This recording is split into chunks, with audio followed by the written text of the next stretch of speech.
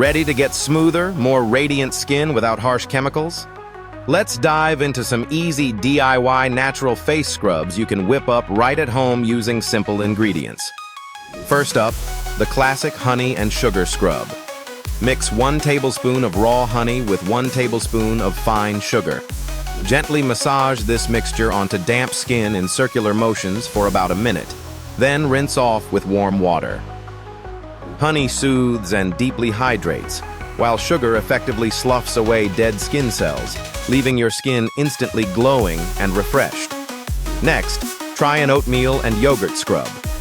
Combine 2 tablespoons of finely ground oats with 1 tablespoon of plain yogurt. Oats are great for calming irritation and gently exfoliating, while yogurt's natural lactic acid helps brighten and even out your skin tone.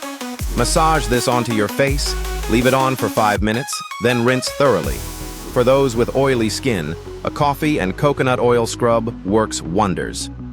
Mix 1 tablespoon of coffee grounds with 1 tablespoon of coconut oil. Coffee helps reduce puffiness and boosts circulation, while coconut oil softens and nourishes your skin. Use these scrubs once or twice a week for the best results.